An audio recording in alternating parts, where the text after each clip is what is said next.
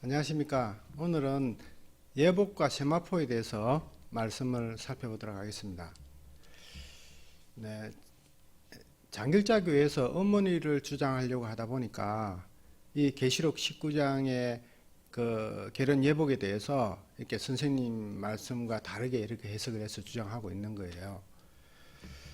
자, 그러면 예복에 대해서 계시록 19장 7절 말씀을 살펴보도록 하겠습니다.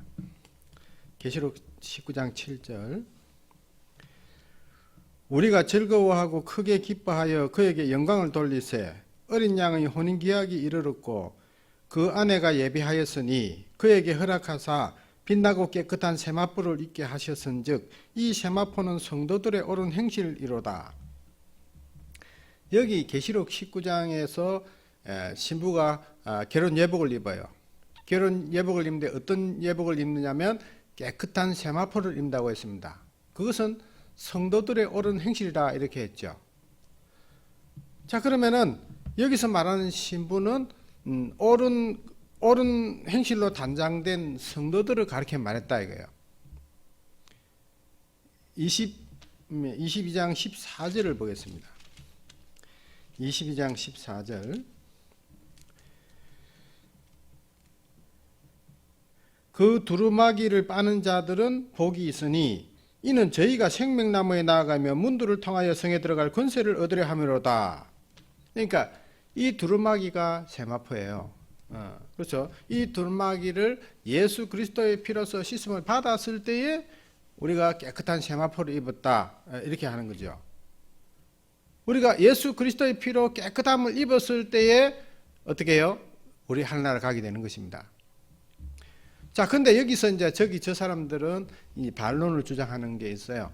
그럼 반론을 주장하는 게 뭐냐면 계시록 19장 9절에 있는 말씀을 가지고 반론을 합니다. 9절에 보면 천사가 내게 말하기를 기록하라. 어린 양은 혼인잔치에 청함을 입은 자들이 복이 있도다 하고 또 내게 말하되 이것은 하나님의 참되신 말씀이라 하기로. 근데 여기 이제 보면은 어린 양의 혼인잔치에 청함을 입은 자가 복이 있다 했으니까 여기 마태복음 22장에 가보면 청함을 입은 자가 누구로 되어 있냐면 성도들로 되어 있다 이거예요. 그러니까 이 성도들은 신부가 될 수 없고 특별 신부가 있다 이렇게 주장을 하는 거거든요. 자, 그러면 안상훈님께서는 어떻게 가르치셨느냐 이거예요. 안상훈님께서는 어떻게 가르치셨느냐. 이건 이제 라오디게아 교회 보내는 기별 1962년 판입니다. 여기에 말씀을 소개해 보도록 하겠습니다.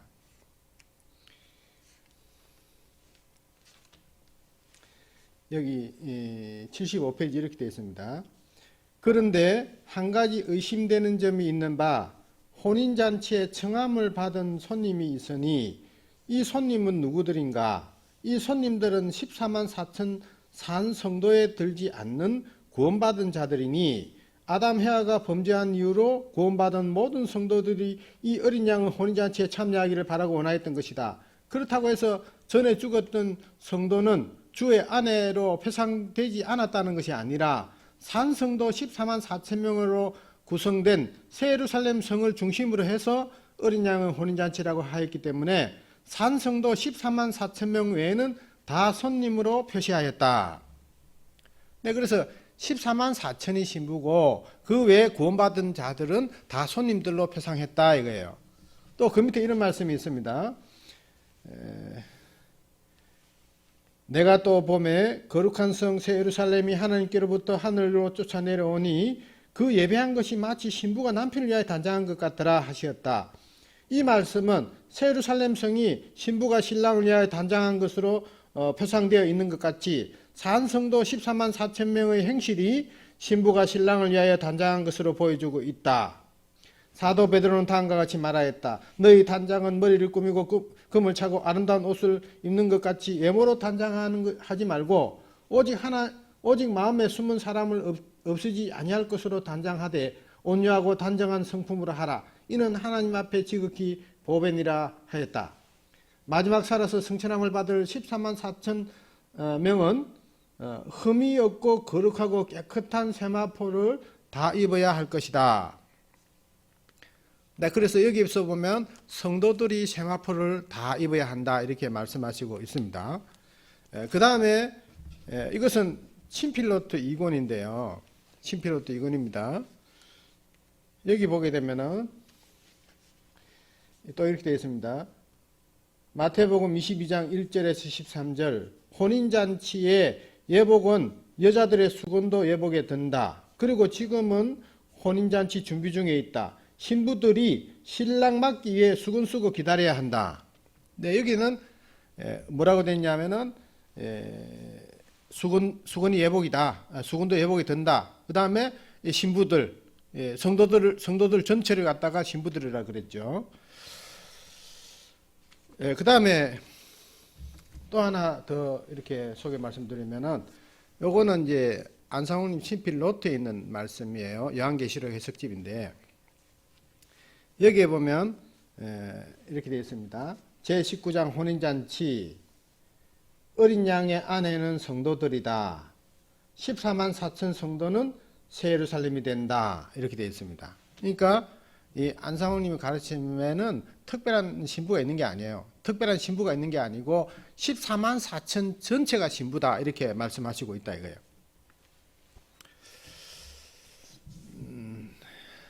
그 다음에 이제 이 예언적 해석으로 이렇게 말씀을 또 살펴보도록 하겠습니다. 이사야 3장 22절 보겠습니다. 이사야 3장 22절.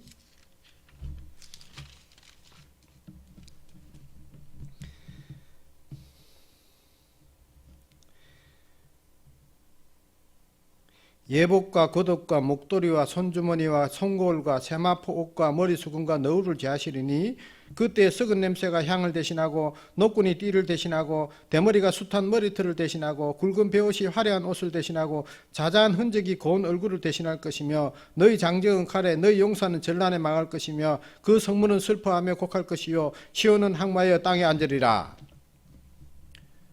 네, 이 말씀 가지고 장로교회 목사들이 이렇게 이야기를 합니다. 봐라, 겉옷과 목도리와 손주머니와 손거울과 세마포와 머리수건을 제하시리니 그랬으니까 머리수건 쓰면 안 되지 않느냐 이렇게 주장을 해요. 그런데 여기 말씀에서 하나님께서 이것을 왜 폐했느냐 이거예요. 왜 폐했느냐 하고 보니까 16절에 여호와께서 또 말씀하시되 시온의 딸들이 교만하여 느린 목정을 통하는 눈으로 다니며 악의죽거려 행하며 발로는 쟁쟁한 소리를 낸다 하시도다. 그러므로 주께서 시온의 딸들의 정수리에 딱지가 생기게 하시며 여호와께서 그들의 하체가 드러나게 하시리라. 그러니까 여기 말씀이 이래요. 시온의 딸들이 잘난 체하고 추파를 던지고 꼬리를 흔들고 이렇게 바람 피고 다니고 있다 이거예요. 이게 뭐냐면 하나님 백성들이 하나님을 제대로 섬기는 게 아니고 우상을 섬기고 거기 가서 잘난 체하고 그런다 이거예요. 그래서 어떻게 하느냐 하면은 예복과 수건과 옷과 이런 모든 것들을 폐해버리는 거예요. 그러니까 그걸 다 폐하고 나니까 어떻게 되면 썩은 냄새가 향을 진동하게 되는 거죠. 자, 그렇지만은 다시 회개하고 한 남자인 그리스도에게로 와서 용서를 빌면 용서받는다는 예언이 있습니다. 4장 1절에 가서 보시겠습니다. 4장 1절에 그 날에 7 여자가 한 남자를 붙잡고 말하기를 우리가 우리 떡을 먹으며 우리 옷을 입으리니 오직 당신의 이름으로 우리를 칭하게 하여 우리의 수치를 맹케하라 하리라. 그 날에 여호와의 사이 아름답고 영화로울 것이요 그 땅에 솟아는 이스라엘 피난한 자를 위하여 영화롭고 아름다울 것이며 시온에 남아있는 자 예루살렘에 머물러 있는 자 곧 예루살렘에서 생존한 자 중 농민된 모든 사람은 거룩하다 칭함을 얻으리니 이는 주께서 그 심판하는 영과 소멸하는 영으로 시온의 딸들의 더러움을 씻으시며 예루살렘의 피를 그 중에서 청결케 하실 때가 됨이라. 여호와께서 그 거하시는 온 시온산과 모든 지폐 위에 낮이면 구름과 연기 밤이면 하염의 빛을 만드시고 모든 영광 위에 천막을 덮을 것이며. 네, 그래서 우리 개인적 시온이 더럽혀졌을 때는 다시 일어설 수가 없도록 되어 있습니다. 그렇지만은 이 더러운 것을 씻음을 받게 될 때가 온다 이거 예언상. 자, 그러면 여기에 말세에 한 남자가 와요. 한 남자는 그리스도를 말하는 거죠. 그래서 이 말세에 그리스도가 와서 우리를 깨끗게 한다 이거예요.